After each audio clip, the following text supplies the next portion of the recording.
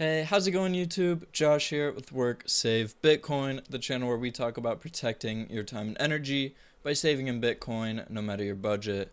Today, I wanted to talk about the argument of Bitcoin's fees being too high and what will happen in the future when Bitcoin fees are much higher due to mass adoption.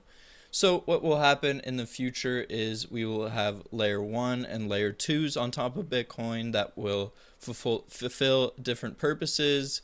On-chain transactions will be expensive, but they will be referred to larger settlements like buying property, international trade settlements, moving large amounts of wealth securely, and finalizing institutional transactions.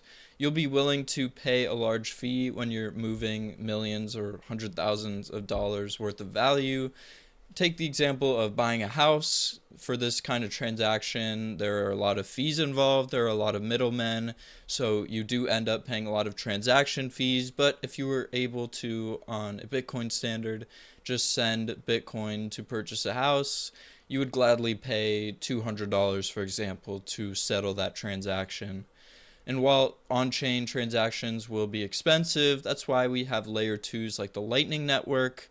Small transactions like buying coffee, groceries, or paying salaries will happen on these layer 2 networks. And Lightning transactions are instant, cheap, and scalable. This model mirrors how Visa and Swift operate today, settling larger transactions in batches instead of every single one happening on the base layer. Some people will argue that Bitcoin is too slow and too expensive and that their other shitcoin is better. This argument is baseless because the base layer is designed for security, not for speed.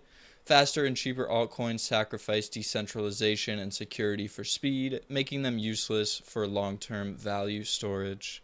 Bitcoin doesn't need to compete with altcoins on speed because layer 2 solutions already solve this problem. Bitcoin creates a hyper-efficient global economy. A world running on Bitcoin means governments and businesses settle in Bitcoin instead of fiat. Individuals use Lightning for everyday payments instantly, and hyper-Bitcoinization makes wealth transfer borderless and removes reliance on weak fiat currencies.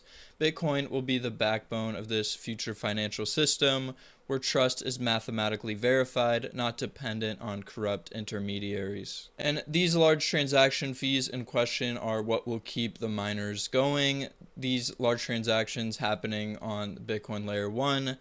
In the future, once all the Bitcoin is mined, there will be no block rewards for miners on the network, so they will be rewarded with transaction fees. But the idea is once we reach mass adoption, these transaction fees will be quite high. So just remember, as Bitcoin adoption grows, high fees won't kill Bitcoin, they will prove its success. Any coin trying to compete with Bitcoin fails to understand its purpose. Bitcoin isn't about being the fastest or the cheapest, it's about being the most secure, decentralized, and immutable. If you enjoyed this type of content, please let me know by leaving a like and subscribing, leaving a comment as well. Helps out a ton. And as always, together, let's work, save, and build a brighter future with Bitcoin. See you in the next video.